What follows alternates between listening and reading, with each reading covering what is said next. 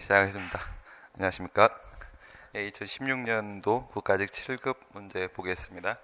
1번부터 보겠습니다. 첫 번째, 행정행위 부관에 대한 설명으로 옳지 않은 것은 효과 제한 등을 목적으로 주된 행정행위에 붙이는, 부과하는 종된 규율을 부관이라고 하죠. 부담하고 기타 부관, 부담입니다. 부담에 의하여 부과된 의무의 불이행으로 부담에 의해 부과된 의무죠. 지금 의무죠. 그래서 표현은 부과가 더 정확한 표현입니다. 부담은 부관이기 때문에 부가라고 해도 되고, 그 다음 의무를 부과하기 때문에 부과라고 해도 상관은 없는데, 지금 같은 경우에는 부과라고 하는 게 더 적정하겠죠. 부담부 행정행위가 당연히 효력을 상실하는 것은 아니고, 당해 의무 불이행은 부담부 행정행위에 철회 사유가 될 수가 있다. 효력의 발생 측면하고 소멸 측면하고 양쪽을 한번 생각해 보시기 바랍니다. 기타 부관과 달리 부담의 경우에 있어서는 주된 행정의 효력이 그 부관의 성취에 의존되지가 않습니다. 의존되지가 않는다라는 것은요, 부관을 이행해야만 주된 행정의 효력이 발생하는 것도 아니고, 그 다음에 부담을 이행하지 않았다고 해서 바로 주된 행정의 효력이 소멸하는 것도 아니다. 이렇게 정리를 하시면 됩니다. 부담을 이행해야만 주된 행정의 효력이 발생하는 것은 아니고, 또 부담을 이행하지 않았다고 해서 바로 그 효력이 소멸하는 것은 아니다. 주된 행정의 효력이 의존되는 게 아닙니다. 철회 사유가 되는 것이죠. 철회 사유, 부동철사 개벽입니다. 부는 부담 불이행이죠. 부담 불이행, 동은 상대방의 동의, 철은 철회권 유보, 사는 사정 변경, 개는 법령 개정, 벽은 법령상 철회 사유 이렇게 될 겁니다. 부담 불이행은 그 안에 포함이 되어 있는 것이고요. 수익적 행정 처분에 있어서는 법령에 특별한 근거 규정이 없다고 하더라도 그 부관으로서 부담을 붙일 수 있을 뿐만 아니라 그러한 부담의 내용을 협약을 통하여 정할 수도 있다. 이렇게 되어 있는데요. 지금 여기서 말을 하는 것은 우선 문장 자체는 상당히 좋네요. 수익적 처분이라고 했습니다. 수익적 처분 이걸 보지 마시고 우리 판례 같은 경우에는 기속행위냐 재량행위냐 판단하는 데 있어서 효과재량설의 입장을 일부 반영을 하고 있습니다. 효과재량설이라는 것은 법률 효과 부분을 말하는 것이 아니라 그것이 수익적 효과인가 침익적 효과인가를 가지고 나누는 겁니다. 수익적 효과를 발생시키는 처분의 경우에는 재량행위로 파악을 하고, 그 다음 침익적 효과를 발생시키는 처분의 경우에는 기속행위로 파악을 한다라는 식의 접근을 우리 판례가 하고 있습니다. 효과 재량설에 해당을 하는 건데, 물론 맞는 접근은 아닙니다. 가항상 허가 같은 경우에는 그것이 재량행위가 아니고 기속행위에 해당을 하죠. 그러니까 판례 입장에 따르게 되면은 수익적 처분이라고 하면 재량행위라고 파악하시면 됩니다. 재량행위라고 파악을 하시고 법령에 특별한 규정이 없다고 하더라도, 다시 말해 부관을 붙일 수 있다, 조건을 붙일 수 있다라는 명적 규정이 없다고 하더라도 재량권 행사로서 부관을 붙일 수가 있는 것이죠. 할 수도 있고 안 할 수도 있고 부관을 붙여서 할 수도 있는 것이기 때문에 재량권 행사를 통해서 부관을 붙이는 것이 가능하고, 여기에 있는 부담은 그 부관에 포함이 되니까 부담을 붙이는 것 역시 당연히 가능합니다. 그리고 재량이기 때문에 여기에는 업무 협약, 공법상 계약 얘기하는 거죠. 계약을 통해서 부관의 내용을 담고 그리고 또 부관을 붙이고 하는 것도 역시 재량권 행사로서 가능하다. 앞에 협약이 있을 수도 있고 협약이 없을 수도 있고 상관없는 거죠. 그 다음 세 번째입니다. 공유수면 매립면허, 공유수면 준공인가 이겁니다. 공유수면, 바다수면 같은 것들 말하는 거죠. 갯벌 같은 것들. 공유수면에 매립면허를 받아가지고 이제 매립을 했습니다. 간접사업을 했고, 그 다음 이제 공사가 끝났습니다. 공사가 끝나서 준공인가 처분을 할 때 이거죠. 공유수면의 매립 및 관리에 관한 법률에 따르게 되면은 공유수면 매립을 하면은 그 매립권자한테 그 매립된 토지에 대한 소유권이 취득이 된다고 했습니다. 소유권이 매립권자한테 들어가게 되는데, 그래서 우리가 매립면허의 법적 성질을 뭐라고 해요? 소유권을 인정해준다라는 측면에서 특허라고 보는 거예요. 특허라고. 공유수면 매립면허는 특허에 해당을 하죠. 그 다음 이제 공사가 끝나가지고 매립지 일부에 대해서 한 국가나 지방자치단체의 귀속처분은 독립하여 행정소송의 대상이 될 수가 있다. 이렇게 되어 있는데, 이 귀속처분, 그래서 그 토지의 노른자 땅 같은 경우에는 웬일이니 파리똥, 별일이다 모기똥, 만져보니 염소똥, 먹어보니 돼지똥. 알고 보니 내 똥입니다. 그래서 여기서 이제 귀속 처분 같은 경우에는 소유권이 원래 그 매립권자한테 가는 건데, 그 노른자 땅 같은 경우에는 국가나 지방자치단체한테 귀속을 시킨다고 했죠. 이건 뭐에 해당해요? 법률효과 일부 배제입니다. 법률효과 일부 배제. 우리 판례는 법률효과 일부 배제를 부관으로 보고 있고요. 부관으로 보고 있고 부담은 아니죠. 부담이 아니기 때문에 기타 부관에 해당을 할 것이고, 예, 기타 부관의 경우에는요 독립쟁송이 안 됩니다. 안 됩니다. 예, 처분성 인정 안 되는 것이고, 그 다음에 분리도 불가능한 것이고, 독립쟁송이 될 수가 없다. 그래서 틀린 지문이 되겠죠. 예, 기속행위 내지 기속적 재량, 기속재량이라고 하는데, 예, 기속재량이라는 건 여러분 신경 쓰지 마시고요. 그냥 예, 그거는 이제 기속행위라고 보시면 됩니다. 기속행위에 해당을 하는, 예, 요즘엔 이런 거 나누지 않아요. 이사회 소집 승인 행위에 붙인 부관은 무효이다. 기속행위에다가 부관을 붙인 거예요. 기속행위에다가는 부관을 붙일 수가 없죠. 예, 기계적으로 그대로 집행을 해야 됩니다. 부관을 붙일 수가 없는 것이고, 만약에 기속행위에다가 부관을 붙이면 그것은 무효입니다. 무효입니다.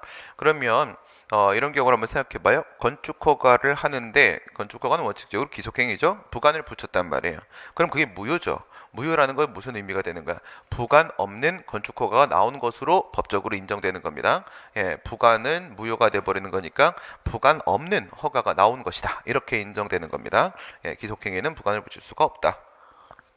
무효가 되고 그냥 주대행정위만 나온 것으로 본다. 그 다음에 2번입니다. 행정의 실효성 확보 수단, 의무이행 확보 수단, 뭐 어떤 표현을 써도 상관없습니다. 실효성 확보 수단의 표현이 좀 더 포괄적이고 더 정확한 표현이긴 한데, 의무이행 확보 수단 이렇게 말해도 상관없죠. 예, 여기에는 이제 행정강제하고 행정벌이 있죠. 전통적 수단이라고 하면 행정강제하고 행정벌이 있고, 그 다음에 새로운 의무이행 확보 수단들이 있을 수 있습니다. 위반사실공표, 과징금, 공급거부, 관원사업 제한 이런 것들이 있죠. 네, 아무런 권한 없이 국유재산에 설치한 시설물에 대하여 행정청이 행정대집행을 할 수 있는 경우에는 따로 민사소송의 방법으로 그 시설물의 철거를 구하는 것은 허용되지 않는다. 예, 물론 이제 이 자체는 되게 단순하죠. 자력강제력의 행사가 가능할 때는 보충적으로 사용을 해야 될 타력강제력의 행사는 불가능하게 된다. 민사소송을 통한 의무이행 확보는 안 된다. 그런데 여기에 뭐가 포함되어 있냐면 국유재산이 포함되어 있습니다. 국유재산, 이게 특이한 부분입니다. 국유재산이 포함되어 있는데, 국공유 재산 같은 경우에는 행정재산, 공법관계, 그 다음 일반재산, 사법관계 두 가지가 있지 않습니까? 여기서 국유재산법 그리고 공유재산 및 물품관리법에 따르게 되면은 그 일반재산, 사법관계에서의 의무 불이행에 대해서도 그것이 대체적인 자기 의무의 문제라고 한다면 무엇을 인정을 하고 있다? 행정대집행을 인정을 하고 있습니다. 국유재산법 등에 보게 되면요, 일반재산, 사법관계임에도 불구하고 행정대집행을 인정하는 명문의 규정이 있단 말입니다. 그때도 마찬가지입니다. 사법관계지만은, 일반재산 사법관계지만은 민사소송은 안 되는 겁니다. 사법관계인데 민사소송이 안 되는 겁니다. 그 다음, 허가 없이 신축 증축한 불법 건축물의 철거 의무를 대집행하기 위한 개고 처분의 요건에 주장 입증 책임은 피고 처분청에게 있는 것이다. 개고 처분이죠. 개고 처분은 이거 수익적 처분입니까? 침익적 처분입니까? 상대방을 기준으로 보시고 하게 되면 침익적 처분이죠. 침익적 처분이고 그 적극적 요건입니다. 적극적 요건, 적극적 처분의 적극적 요건은 누가 주장 입증을 해야 돼요? 피고 쪽이죠. 여기서 이제 뭐 적극적 처분의 소극적 요건 이러면 원고가 되는 거예요. 그 다음에 수익적 처분, 즉 소극적 처분의 적극적 요건이라고 하게 되면 그거는 원고가 입증을 하는 거죠. 그 다음에 수익적 처분의 소극적 요건 이렇게 들어가면 그건 피고가 입증하는 거고, 마지막 다섯 번째 재량의 하자는 원고가 입증을 하는 거죠. 이거는 침익적 처분의 적극적 요건입니다. 침익적 처분의 적극적 요건이니까 피고 쪽에서 주장 입증을 하는 게 맞겠죠. 세 번째입니다. 한국자산관리공사가 이렇게 들어가 있는데, 한국자산관리공사는 국세징수법에 따르게 되면은 세무서장의 행위로 본다 이렇게 되어 있죠. 세무서장의 행위로 본다. 그렇기 때문에 한국자산관리공사는 그냥 세무서장이라고 생각을 하시면 되고요. 인터넷을 통하여 재공매 입찰하기로 한 결정 자체는 공매냐 재공매냐 제재공매냐 이런 건 신경 쓰지 마세요. 그냥 가격이 떨어지는 것밖에 없습니다. 그냥 공매다 이렇게 생각하시면 되고, 공매 결정 자체는 상대방의 법적 지위나 권리 의무에 직접 영향을 주는 것으로 행정처분에 해당을 한다. 재공매에서 속지만 않으면 됩니다. 여기 속지만 않으면 얘랑 연결시키면 되죠. 결정하고 연결시키면 공매 결정입니다. 공매 결정, 그렇죠? 공매 결정은 내부행위이기 때문에 처분이 아니죠. 공매 통지는 처분 절차이기 때문에 처분이 아니죠. 공매 그 자체가 처분이 되는 것이죠. 이거는 대리입니다. 대리. 공매가 처분 처분인 것이고 이거는 지금 공매 결정을 이렇게 풀어서 말한 것밖에 없습니다. 네 번째, 공매에 의하여 재산을 매수한 자는 공매 처분이 취소된 경우에 그 취소 처분의 위법을 주장하여 행정소송을 제기할 수 있는 법률상 이익이 있다 이렇게 돼 있죠. 네, 공매에다가 소송을 제기하는 거 한 개, 그 다음 두 번째 공매 취소에다가 소송을 제기하는 거 한 개, 두 개를 비교하시면 됩니다. 공매에다가 소송을 제기한 사람은 누가 돼요? 걔는 의무자, 납세자가 되는 것이겠죠. 그 다음에 공매를 취소한 겁니다. 취소 처분이죠. 공매가 처분이니까 취소가 처분이고, 예, 이 공매 취소에 대해 소송을 제기하는 거는 경락자 쪽이 되는 거죠. 경락자. 그래서 낙찰받은 사람이 소송을 제기할 당연히 원고적 격이 인정이 될 수가 있습니다. 공매 취소를 취소시키면 어떻게 해야 돼요? 취소의 취소죠. 취소의 취소예요. 취소의 취소면은 이제 공매가 다시 부활을 하는 거죠. 부활을 하게 되면은 이 사람이 소유권을 가져가게 되는 것이니까 법률상 이익이 있다. 이게 맞는 말이 되고, 좀 특이한 겁니다. 좀 특이한 거예요. 예, 왜 그래요? 공매 처분을 했을 때 이 공매 처분의 상대방을 납세자로만 생각을 하시면 안 되는 거예요. 납세자로만 생각을 하시게 되면 공매는 침익적 처분이 되는 거잖아요. 그러니까 침익적 처분이면 취소의 취소를 통해서 그 처분이 다시 회복될 수가 없잖아. 그렇죠? 하지만 이 공매라는 처분은 사법상 계약의 효과를 발생을 시키기 때문에 경락자도 역시 처분의 상대방이다라고 봐야 되는 거예요. 그러면 경락자 입장에서는 공매를 통해서 소유권을 가져가는 거 아닙니까? 그러면 경락자 입장에서 이게 수익적 처분이 되는 거예요. 수익적 처분이 되면은 취소를 통해서 공매를 부활시키는 게 가능하겠죠. 지금 소송을 제기한 사람은 누구야? 경락자잖아. 경락자니까 수익적 처분으로 파악을 하시고요. 그러면 취소의 취소가 허용될 수 있다. 취소의 취소 허용될 수 있다. 그러니까 상대방으로 보니까 원고적 격도 인정되고 취소의 취소가 인정되니까 협의의 수익도 인정되고 이렇게 봐야 되는 겁니다. 조금 섞여 있어요. 조금 섞여 있습니다. 그 다음 건 3번입니다. 행정권한의 위임 및 위탁에 관한 규정 대통령령 쪽의 질문인데요. 이거는 강론의 행정조직법 파트입니다. 그냥 순수 강론 같은 경우에는 간단하게 확인만 하고 그 다음에 왜냐하면 이건 총론하고 연결되어 있기 때문에 그래요. 강론에서만 오직 나오는 거 이런 건 우리가 안 보고 있습니다. 행정권한의 위임 및 위탁 대리에 대한 문제인데 수임 및 수탁 사무의 처리에 관하여 위임 및 위탁 기관이 그러니까 A 기관이 B 기관한테 그 권한을 위임을 한 거예요. B 기관한테 위임을 했습니다. 그러면 A 기관이 B 기관에 대해서 행정기관 사전 승인을 받거나 협의할 것을 요구할 수 있다. 그러면 안 되겠죠. 그렇죠? 권한을 A가 B한테 아예 넘긴 거예요. 야, 이 일은 네가 알아서 해 하고 넘겼어. 근데 와가지고 계속 감나라 배나라 그래버리면 제사지 내게 된단 말이에요. 그렇죠? 그러면 안 되겠죠. 권한을 넘겼으면은 그 사람이 알아서 하는 겁니다. B 기관이 알아서 하는 거지. 뭐 일 하나 할 때마다 와가지고 야, 나한테 사전 승인 받아, 허락 받아 이렇게 하면 안 된다 이거예요. 상식적인 부분이고요.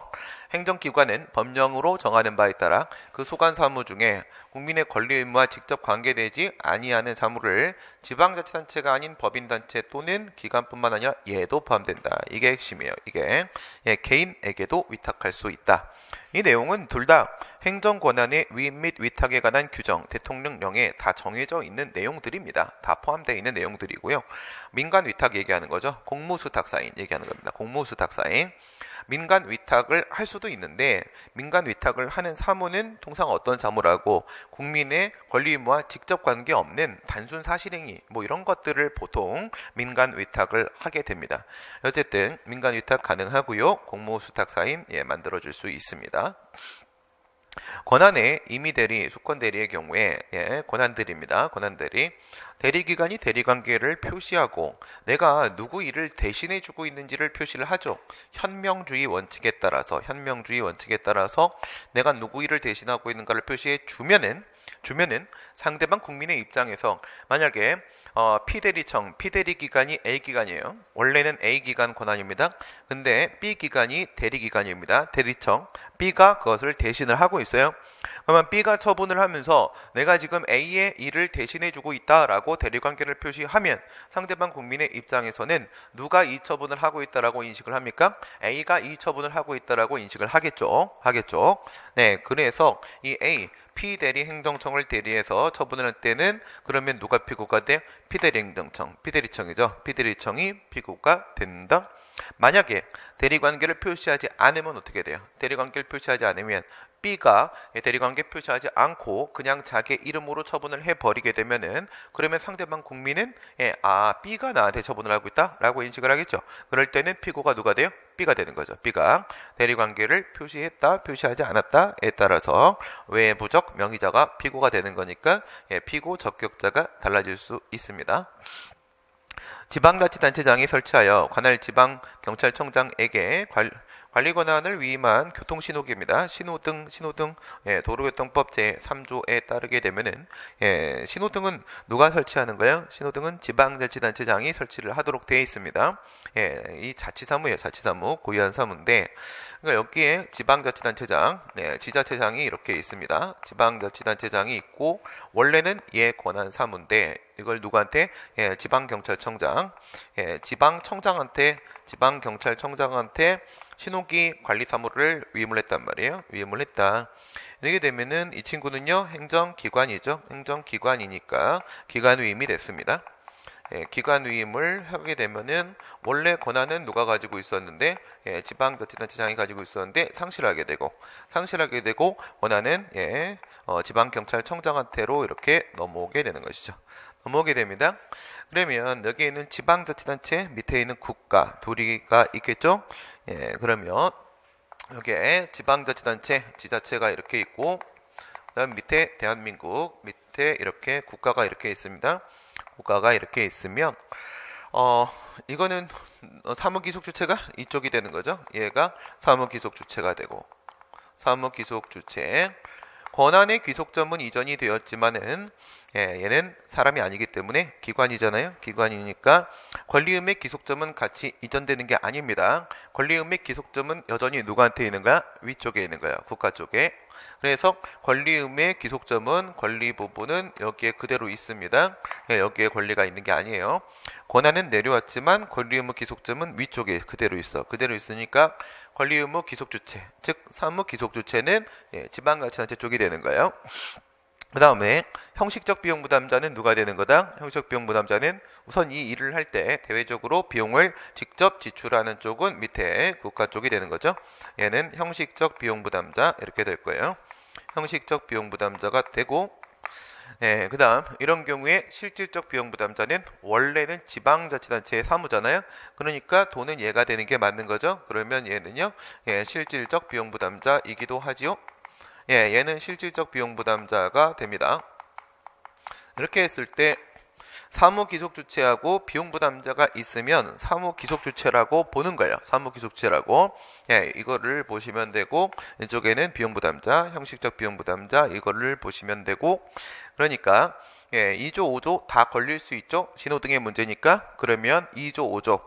2조나 국가배상법 국배법 2조나 5조, 2조 또는 5조에 따른 배상 책임 주체는 지방자치단체 쪽이 되는 겁니다. 사무기속주체가 얘니까. 그 다음에 얘는 6조 1항이죠. 얘는 국가배상법 6조 1항에 따른 배상 책임의 주체는 밑에 있는 비용부담자, 국가 쪽이 되는 거죠. 네, 그래요. 그러니까 사무기속주체하고 6조 1항에 따르게 되면 사무기속주체하고 누구하고 비용부담자하고 불일치할 때는 이거잖아. 서로 다른 경우에는 그럴 때는 누가 형식적 비용부담자, 비용부담자도 역시 배상 책임을 외부적으로 진다. 이렇게 얘기를 했잖아요. 얘는 6조 1항, 얘는 2조 5조에 따른 배상 책임 주체 이렇게 될 거예요. 그래서 지방자치단체장이 소속된 지방자치단체뿐만 아니라 2조 5조에 따른 사무기속주체로서 배상책임주체뿐만 아니라 국가도 6조 1항에 따른 비용부담자로서 배상책임을 외부적으로는 부담을 하게 됩니다. 외부적으로는. 그 다음 4번입니다.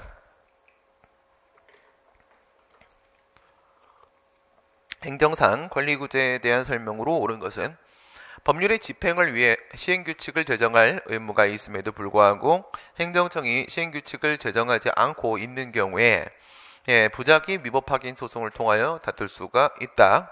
법률의 집행을 위해서라고 했습니다. 집행을 위해서. 이건 뭐예요? 기술적 사항에 대해서 정하고 있다라는 얘기죠. 예, 그러면 집행명령, 직권명령을 말하는 겁니다. 예, 기술적 사항을 정합니다. 물론 이것도 헌법이 75조, 95조에서 인정하고 있는 거기 때문에 법규명령은 맞아요. 예, 법규명령은 맞긴 하는데 외부적 구속력은 인정됩니다. 되는데 근데 이거를 지금 제정해야 될 의무가 있는데도 안 하고 있다. 그러니까 기술적 사항을 집행명령을 안 만들고 있어서 결국 그 법률이 집행되지 못하고 있는 겁니다. 못하고 있는 상황인 거예요. 예, 법무사법 시행규칙 사건이죠. 법무사법 시행규칙 사건에서 예, 못하고 있는 상황인데 어쨌든 얘는 뭐야? 처분이 아니죠.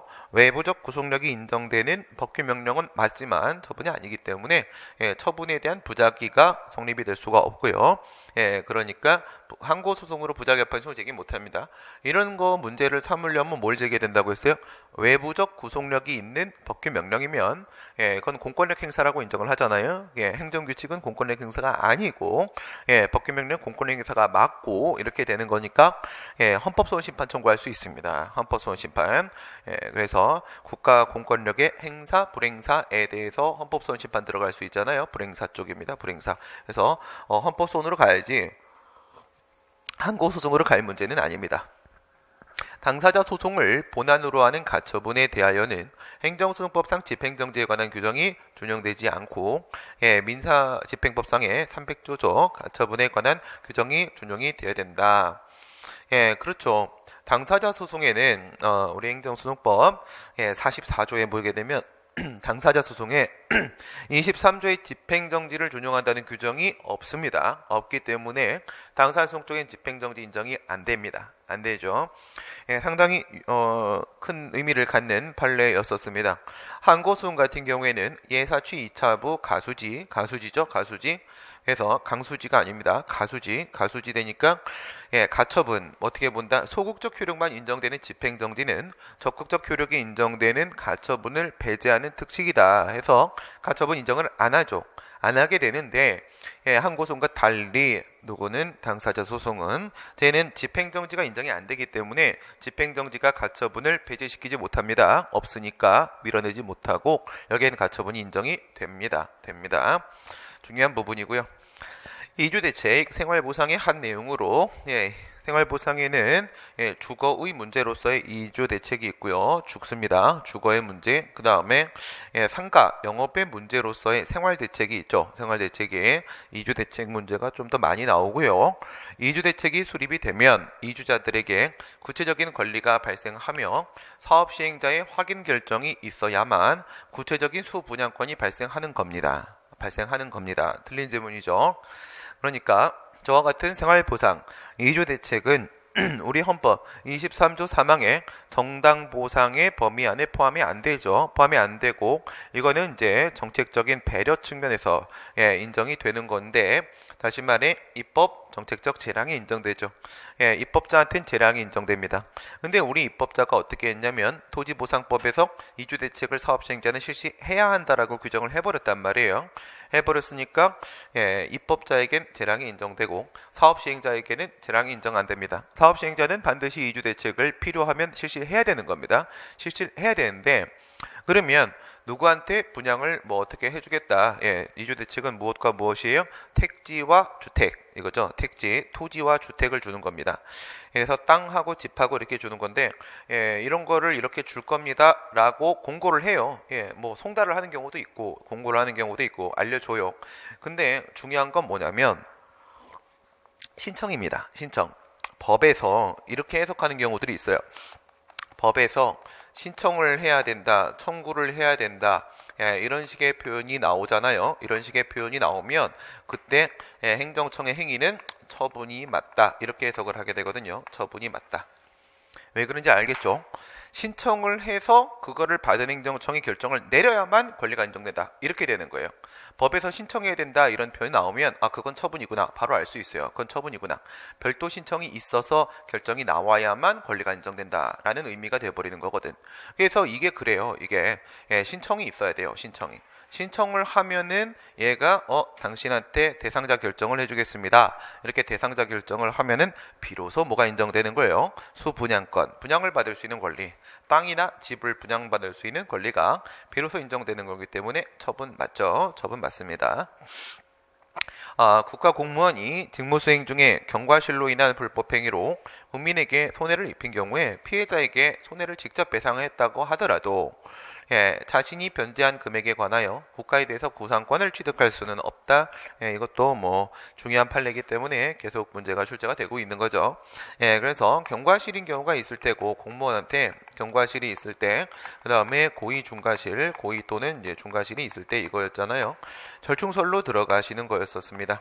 절충설 판례 입장에 이렇게 따르게 되면은 경과실 같은 경우에는 누구한테 인정되는 거라고요? 국가 등하고 공무원 중에서 공무원 중에서 이건 국가 등한테 배상 책임이 인정되는 거죠. 그 다음에 고의중과실이라고 하게 되면 국가고 지방자치단체, 그 다음 공무원 중에서 공무원한테 배상 책임이 이렇게 인정이 되는 거죠. 그 다음에 이 부분 같은 경우에 국가 등 여기 같은 경우에는요 인정이 될 수가 있죠. 중첩 책임이 인정이 됩니다. 고의중과실이지만 그것이 외부적으로 직무집행으로 보여진다면 이거예요. 직무수행 중으로 보여지면은 국가 등도 역시 외부 배상 책임을 진다고 어디에 써 있어요? 얘는 2조 2항에 이렇게 써 있죠. 국가배상법 2조 2항에 중첩 책임을 아예 규정을 해 놔버렸고, 그러니까 얘가 만약에 배상을 했다라고 하게 되면 얘한테 구상을 하게 되는 거다 이거죠. 얘한테 구상을 하게 된다. 근데 얘 같은 경우에는 중첩 책임지는 건 아닙니다. 중첩 책임을 지는 것은 아니다. 중첩 책임을 지는 건 아닌데 왜 이런 현상이 발생을 한 거냐면 잘 생각해봐요. 갑이라는 사람이 이제 의료 사고가 났거든요. 근데 을이라는 의사, 공중보건 의사 얘기하는 거죠. 공보위를 상대로 민사상 손해배상 청구를 한 거예요. 민사상 손해배상 청구를 했는데 여기서 공보위가 한마디만 하면 됩니다. 저 공무원입니다. 라고 한마디 주장하지 않으면 심리하지 않습니다. 주장을 안 한 거예요. 저 공무원입니다. 라고 하는 순간 뭐라고 하겠어요?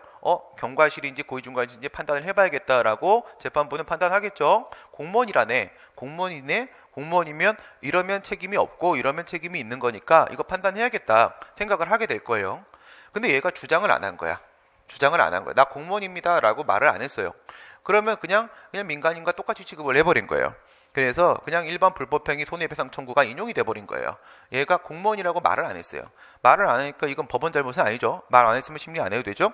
그러니까 경과실인데도 불구하고 국가배상 문제가 아니라 그냥 민사상 손해배상으로 얘가 돈을 주는 상황이 발생을 했던 거예요.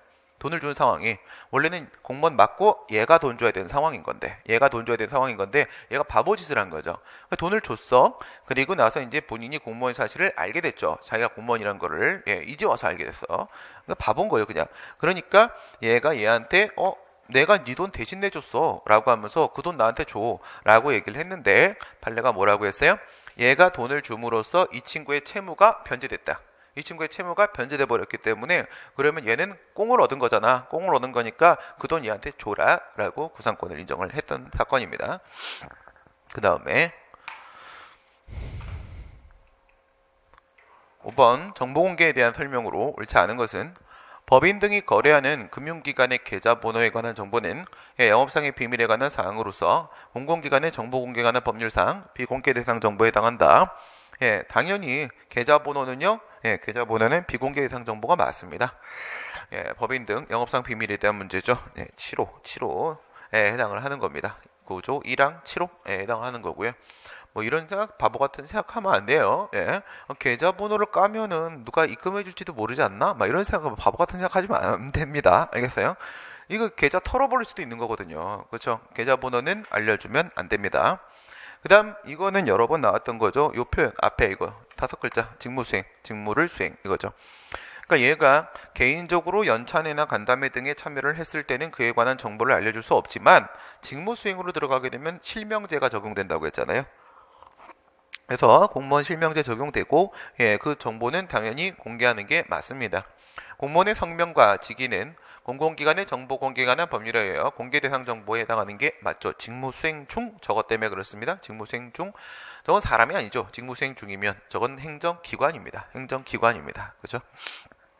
공공기관이 그 정보를 보유 관리하고 있지 아니하는 경우에는 특별한 사정이 없는 한 정보공개를 구하는 자에게 정보공개 거부 처분에 취소를 구할 법률상이익이 없다. 다른 게 문제가 되는 게 아닙니다. 그죠? 예, 법률상이익. 정보공개 청구권은 정보공개법이 보호하는 구체적인 권리가 맞잖아요. 그렇죠? 법률상이익은 원래 있는 겁니다. 그리고 거부처분 취소소송.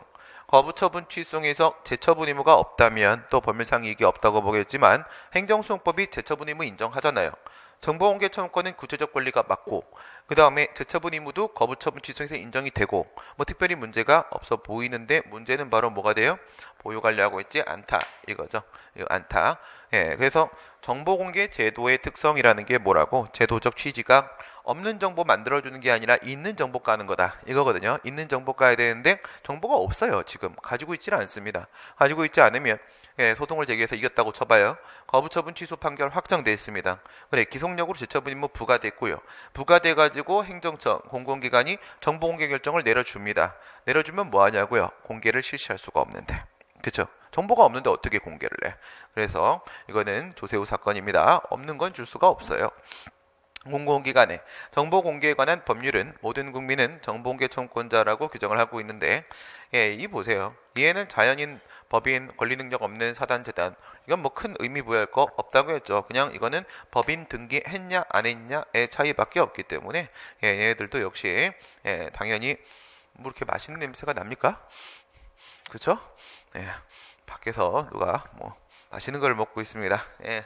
우리는 더 맛있는 행정법을 먹고 있고요. 예, 지방자치단체. 네, 지방자치단체 안 되죠. 네. 지방자치단체는 송파구 사건에서 하급심이라고 했어요. 하급심. 예, 지방자치단체는 공공기관이지 국민의 알 권리를 보장해줘야 되는 정보공개 의무를 부담하는 공공기관이지 정보공개 청구권자가 아니야 라고 판시를 예, 하급심에서 했어요. 하급심에서. 예, 했는데 송파구 사건은 그렇게 봤지만 예, 강남구 사건에서는 그래 안 맞다고 했죠. 그렇죠? 그다음에 예, 법제처 유권 해석도 마찬가지로 얘가 정보공개 청구권자가 맞다고 했어요.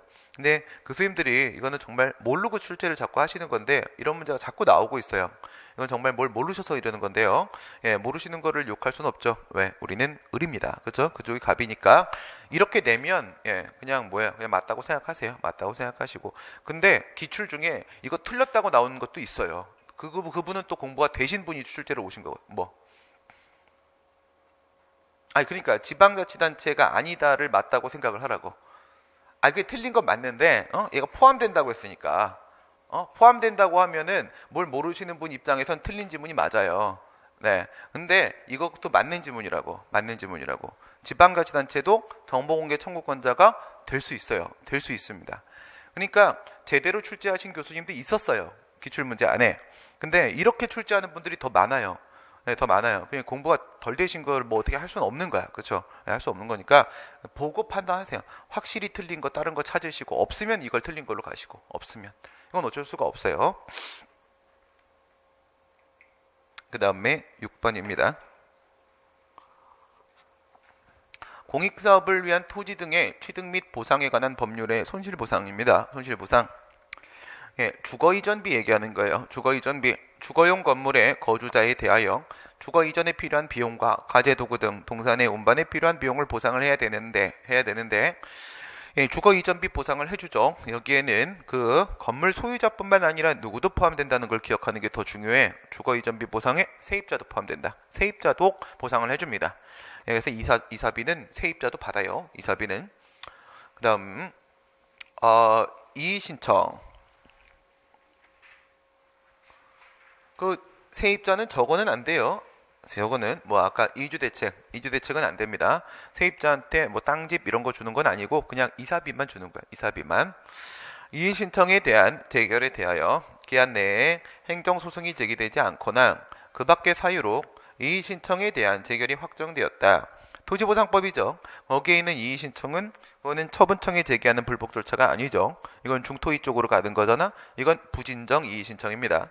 부진정 이의신청, 즉 이름만 이의신청이고 실질은 행정심판이죠. 행정심판이고요.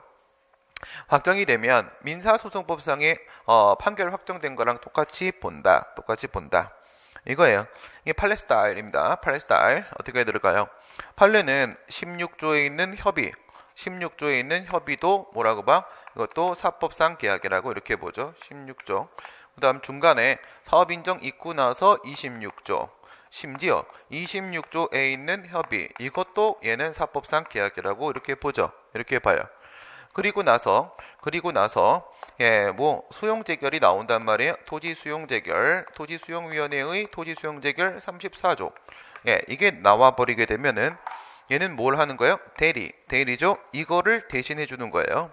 그러니까 사업 시행자하고 토지 소유자가 서로 협의를 통해서, 계약을 통해서 땅의 소유권을 주고 보상금을 받고 이렇게 해야 되는 건데 자기들끼리 합을 못 맞추니까, 그러니까 얘가 대신해 주는 거잖아요. 토수위가. 그래서 대리죠. 대리.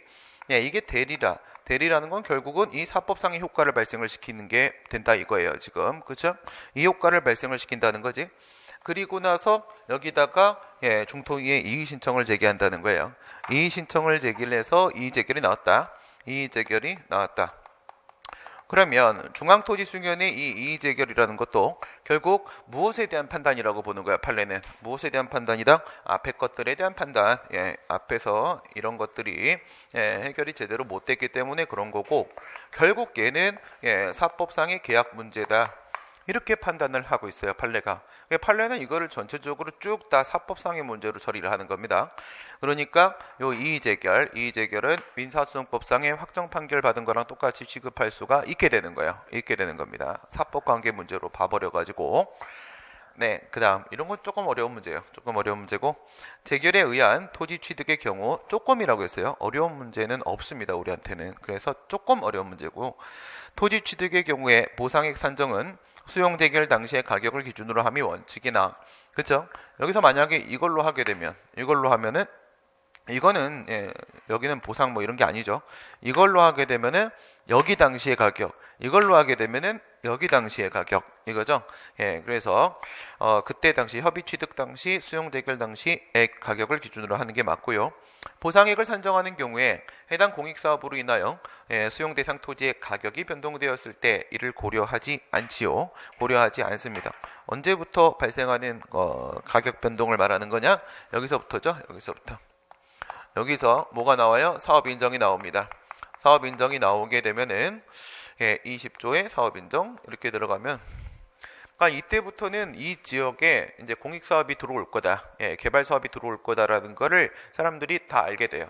다 알게 되죠. 사업인정이 고시가 되면, 그러면 이제 여기서부터 시작을 해갖고 이제 뭐가 발생을 해요? 개발이익이 발생을 하기 시작하는 겁니다. 개발이익이. 집가 상승 얘기하는 거죠. 땅값, 집값 등이 막 올라가기 시작을 한단 말이에요. 그럼 이 개발이익은 누가 먹어야 되는 문제라고 했어요? 이건 사업 시행자가 그 사업을 시행함으로 발생하는 이익이기 때문에 이건 사업 시행자가 먹을 거지 누가 먹는 게 아니다. 토지 소유자가 먹을 문제는 아니라는 거예요. 그러니까 이 개발이익은 반영하는 게 아니라 공제시키고 보상을 해주게 되는 겁니다. 그 다음에 표준지 공시지가 결정의 위법이 있는 경우에 토지 보상금의 증액을 구하는 소송에서, 보상금 쪽입니다. 뭐가 아니고요. 수용재결, 방어하라 그리고 청산하라, 내 땅 뺏지 마 이렇게 방어하는 부분 거그 쪽이 아니라 인용하라 그리고 청산하라, 내 땅은 가져가 그런데 돈은 정당 보상 좀 제대로 줄래? 라고 할 때 보상 재결 부분에 대해서 불복을 해서 소송을 제기할 때입니다. 수용 보상금의 증액을 구하는 소송에서 수용 대상 토지 가격의 산정에 기초가 된 비교 표준지 공시지가, 표준지 공시가죠. 표준지 공시가, 비교 표준지라는 거는 여러 개의 표준지를 가지고 와서 보상금을 결정을 내리게 되거든요. 했을 때 결정의 위법을 독립된 사유로 주장을 할 수가 있다. 뭐 얘기하는 거예요? 하자승계 얘기하는 거죠. 하자승계. 이거는 기결력 이론을 인정을 했던, 적용을 시켰던 판례가 되는 겁니다. 그러니까 앞에 뭐가 있어? 앞쪽에 표준지 공시지가 결정이 있습니다. 우리가 일반적으로 공시지가라고 하게 되면 표준지 얘기하는 겁니다. 표준지 공시지가 결정이 이렇게 있었습니다.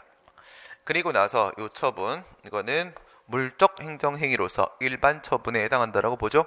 개별 공시지가, 표준지 공시지가 다 처분을 인정합니다. 판례가. 이게 선행 처분은 이렇게 나온 거고, 그리고 나서 토지 수용 재결이 나왔단 말이에요. 수용 재결이 나왔다. 수용 재결이 나왔다. 수용 재결이 나왔고 지금 이거를 다투려고 하는 거죠. 수용 재결의 내용에는 땅 뺏기도 있지만 돈 주기도 있단 말이에요. 돈 주기, 보상 부분, 이 부분을 다투고 있다. 보상금 부분을 다투고 있다는 거야.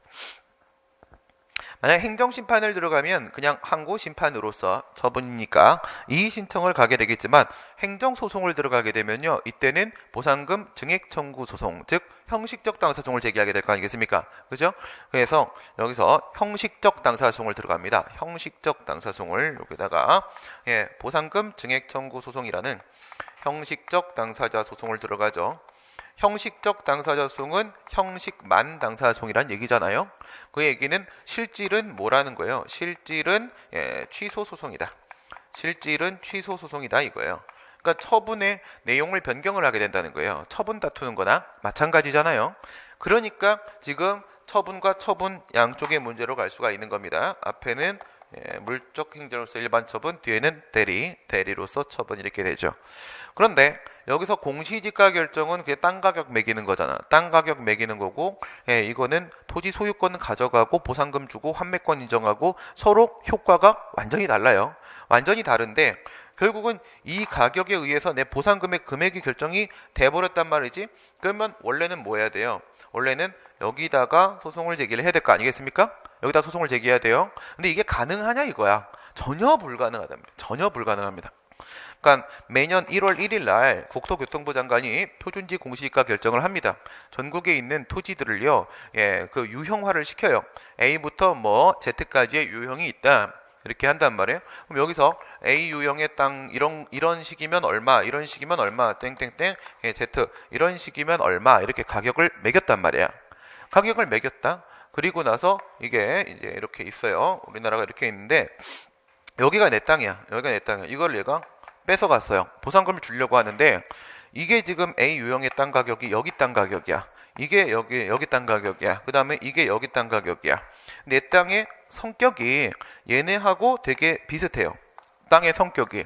그래서 이 세 개의 표준지 공시지가를 기준으로 해서 이거를 비교 대상으로 삼아서 비교 표준지 공시지가 비교 대상으로 삼아서 그 금액 가지고 내 땅에 대한 보상금을 결정을 했어요. 그 어떻게 알아요? 그렇죠? 내 땅이 전국의 어느 땅과 상태가 비슷한지를 어떻게 내가 알고 어떤 표준지 공시지가 결정이 나왔을 때 그거를 가지고 내 보상금이 결정될지 어떻게 알아? 이거에 대한 불복은 전혀 불가능합니다.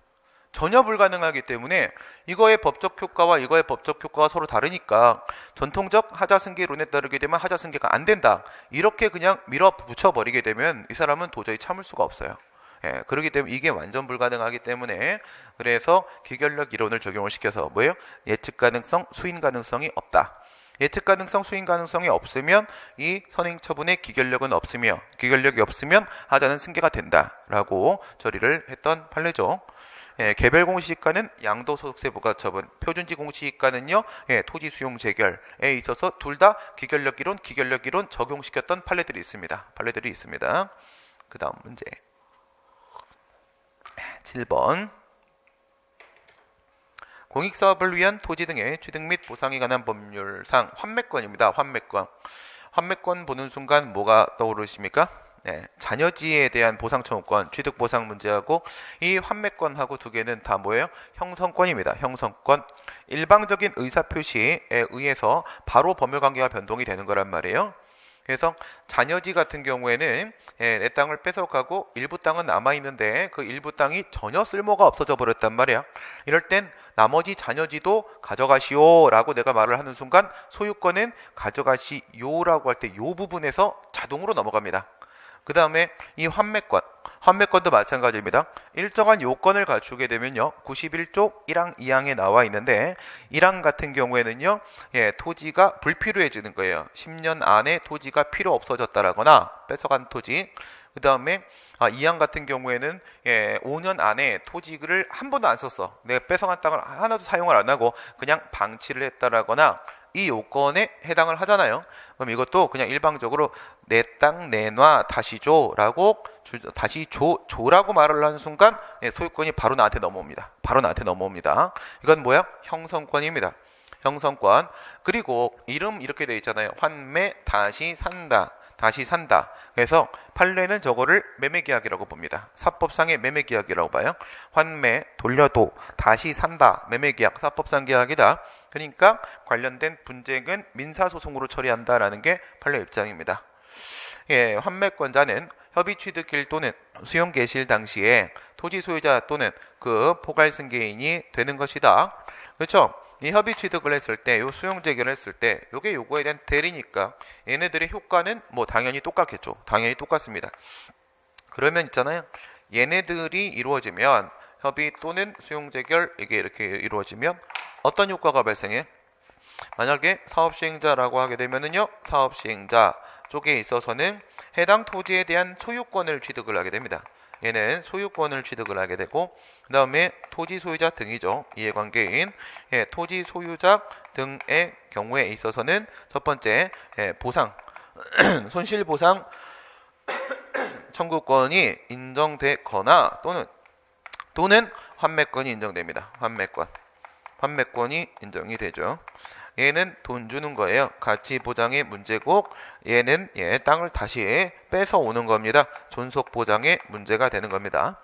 그러니까 우선은 돈을 줘요. 우선은 돈을 주고 91조 1항 2항의 요건에 해당을 하게 되면은 이 돈은 뱉어야 돼요.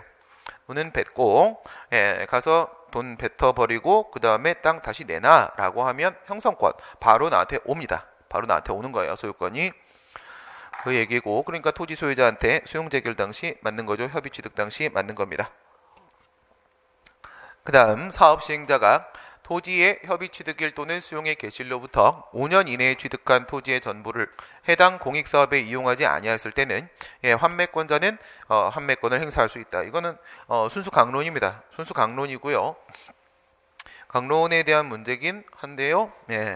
91조 91조 1항, 2항 이렇게 있는데 얘는요. 뺏어간 토지의 불필요입니다. 필요가 없어졌어요. 불필요고 얘는요. 토지의 방치입니다. 방치가 되는 거고 불필요 같은 경우에는요. 10년 안에 필요 없어지면 되는 거예요. 얘는 10년이 되고요. 10년이 되고 얘는 5년이 되고요. 5년 안에 5년 동안 그냥 계속 방치했다. 이렇게 돼요. 그럼 얘는 불필요해진 시점으로부터 1년 또는 취득일로부터 10년 안에 그 행사를 할 수가 있고요. 환매권 행사를. 얘는요. 방치가 5년 동안 아무것도 안 하고 있어야 되는 거야. 아무것도 안 하고 있으면은 그때부터 1년. 그러니까 총 6년 안에 행사를 할 수가 있게 된다. 이런 식이 됩니다. 그래서 환매권자는 환매권을 행사할 수 있다. 토지의 뭐 얘기하는 거? 5년 방치 얘기하죠. 환매권자가 사업시행자가 환매금액에 대하여 협의가 성립되지 않아 환매금액의 증감을 구하는 소송은 형식적 당사자 소송에 해당을 한다. 보상금의 문제가 아닙니다. 조심해야 돼요. 보상금의 문제가 아닙니다. 보상금의 문제면 뭐로 간다고 무슨 보상이라고 할지라도 심지어 지난번에 주거 이전비에 대한 보상 문제도 역시 마찬가지로 수용재결이 중간에 나오면 그러면 형식적 당사소송으로 가는 거라고 했잖아요. 근데 이건 보상금이 아니라 환매금액입니다. 환매금액. 그러니까 이런 생각을 할 수가 있잖아요. 환매권자는 토지 소유자입니다. 그 다음에 사업시행자가 있죠. 이렇게 했을 때 얘가 5년이 지났어. 5년 동안 방치를 했어요. 5년 동안 방치를 했는데 땅값이 겁나 올랐어요. 그래서 처음에 내가 이 사업시행자가 가지고 올 때는 얘한테 1억을 주고 가져왔어요. 보상금을. 그랬더니 얘가 받았던 1억을 뱉고 나서 그 땅을 돌려달라고 지금 얘기를 하는 거야. 돌려달라고. 그런데 지금 가격이 얼마냐면 10억이야. 그럼 사업시행자 입장에서는요. 얘한테 이 토지를 줘버리면 얘는 나한테 1억을 주고 가져간 건데 현재 시세가 10억이죠. 그럼 얘 9억 챙긴 거잖아. 그지? 그러면 얘는 돈을 더 달라고 할 수가 있겠죠. 그런 상황 얘기하는 거예요.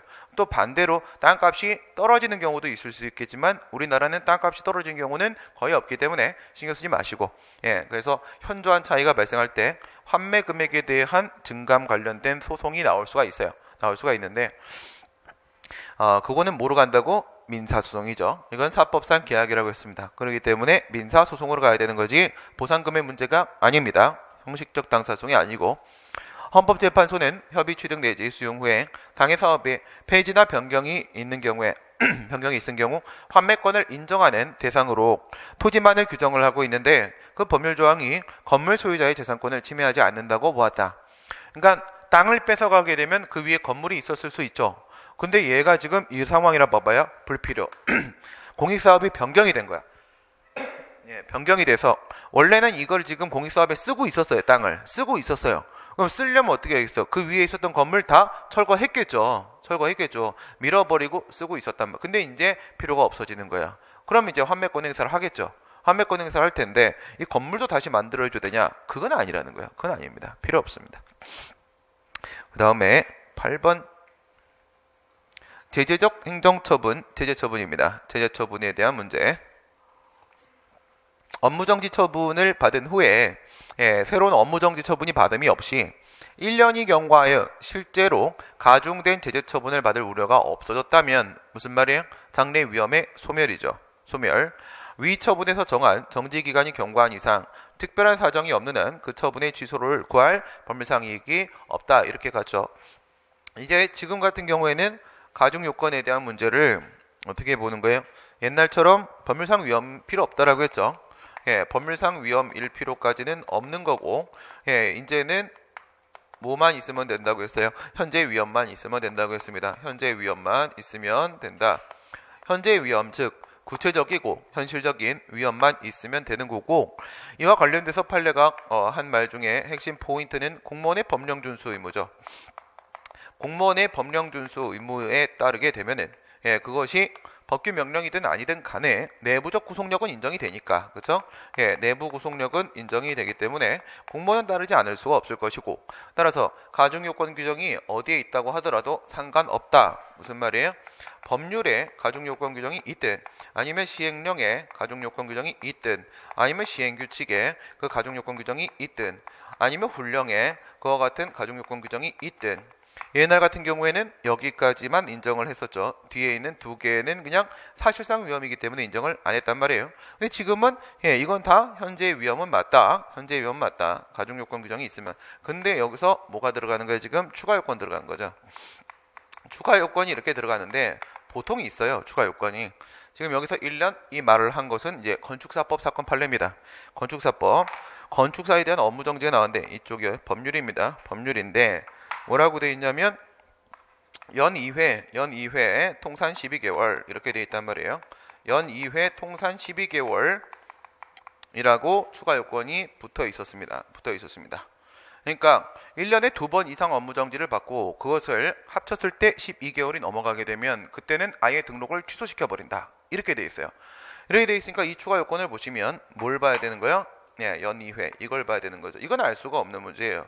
몇 개월짜리가 나오는지는 알 수가 없는 거니까 우리가 판단을 내릴 수 있는 부분은 연 2회인데, 그러니까 업무정지를 받고 나서 1년이 지나버리게 되면은 연 2회가 성립될 수가 없잖아. 연 2회가 성립될 수가 없으면 그로 인해 발생하는 가중요건 때문에 발생하는 장래 위험은 아예 소멸된 겁니다. 그러면 협의 소유기 가중요건의 존재에도 불구하고 이제는 없다. 이렇게 되는 거고요. 2번 행정법규 위반에 대하여 가하는 제재 조치는 반드시 현실적인 행위자가 아니라고 할지라도 법령상 책임자로 규정된 자에게 부과가 되는 것이고, 그러니까 주유소 종업원이 유사 석유 제품을 판매했다고 할지라도 법에서 그 석유 판매 사업자 사업자에 대해서 등록 취소를 한다. 이렇게 돼 있으면 그 사업자한테 하는 겁니다. 종업원한테 하는 게 아니라 사장한테 하는 거란 말이죠. 특별한 사정이 없는 한 위반자에게 고의과실이 없다고 하더라도 부과할 수가 있는 것이다. 어저께 수업에서도 나온 얘기대로요. 뭡니까? 경찰 책임이죠. 이건 민사 책임이나 형사 책임에 대한 문제가 아니라 우리 행정법에서 얘기하는 건 경찰 책임이고, 이 경찰 책임에 따른 제재 처분을 할 때는 고의과실 같은 거 요구하는 거 아니라고 했습니다. 그렇죠? 우리는 객관적 책임입니다. 경찰 책임은 제재 처분은 객관적 책임이 되는 겁니다.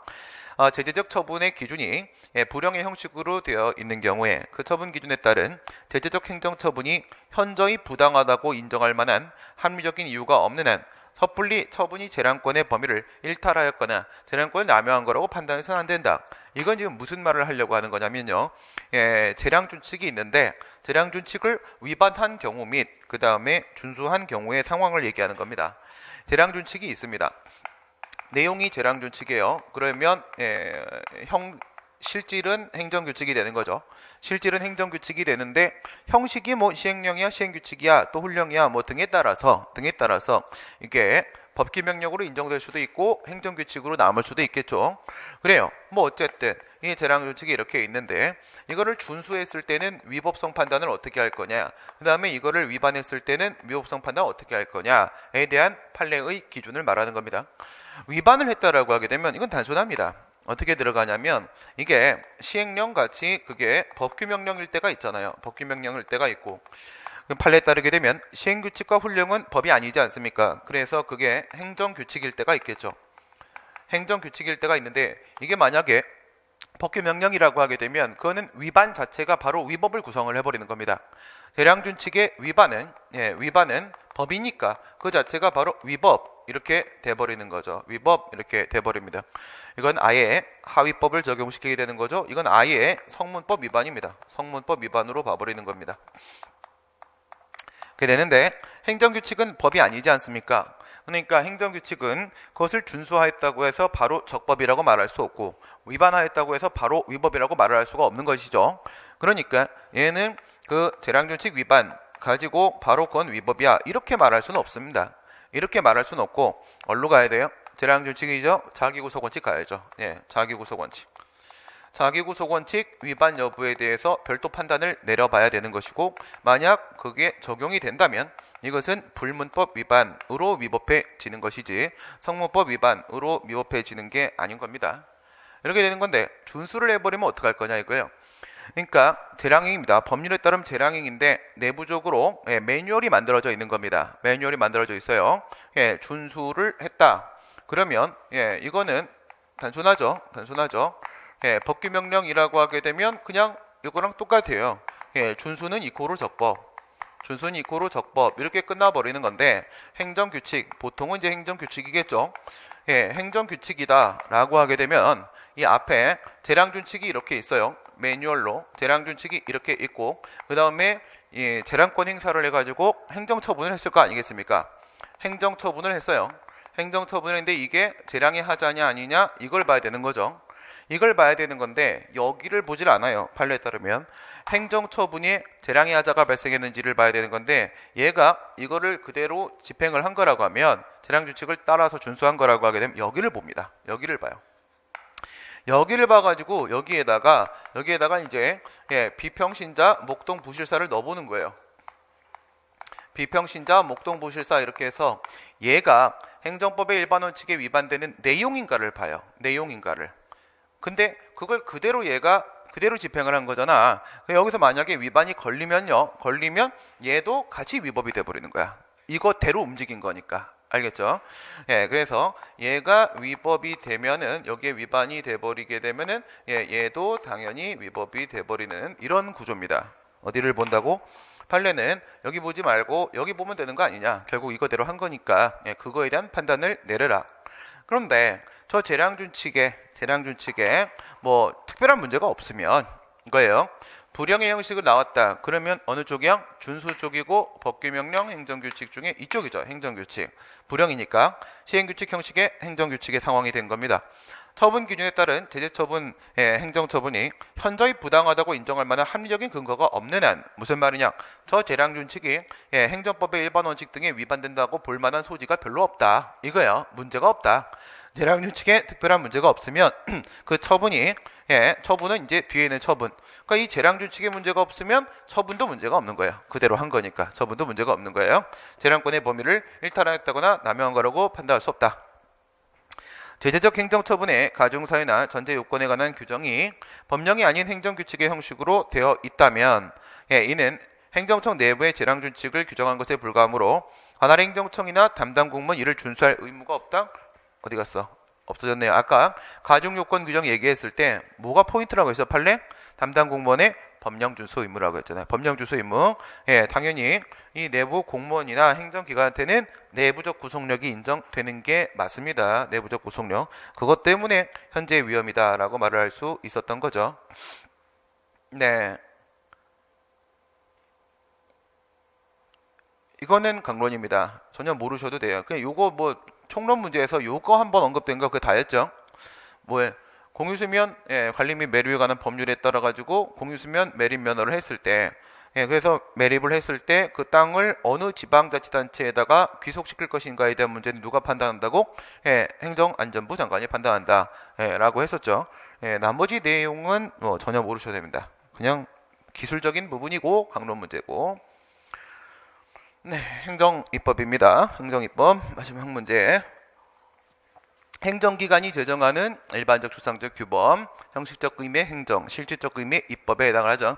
위임명령이라고 하면 저건 이제 권리 의무를 사항을 정하는 걸 말하는 거고요. 위임명령이 위임 내용을 구체화하는 단계를 벗어나 새로운 입법을 한 것으로 평가할 수 있다고 하더라도 이는 위임의 한계를 일탈한 것은 아니다. 일탈한 것이 아니다. 위임받은 구체적 위임이 필요하죠. 수권상 한계. 상위 법률에서 구체적 위임을 해줬어.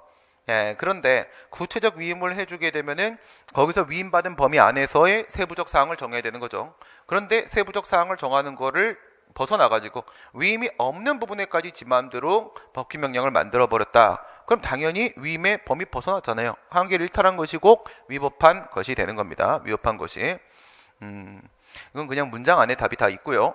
법령에 위임이 없음에도 법령에 규정된 처분 요건에 해당하는 사항을 불령에서 변경하여 규정한 경우에는 그 불령의 규정은 행정청 내부의 사무처리 기준 등을 정한 것으로서 행정조직 내에서 적용되는 행정명령의 성격을 지닐 뿐이다. 위임이 없다. 지금 이 얘기는 뭐예요? 위임이 전혀 없습니다. 위임이 없는데 처분의 요건에 해당하는 것. 이건 권리의무에 대한 사항이죠. 권리의무에 대한 사항입니다.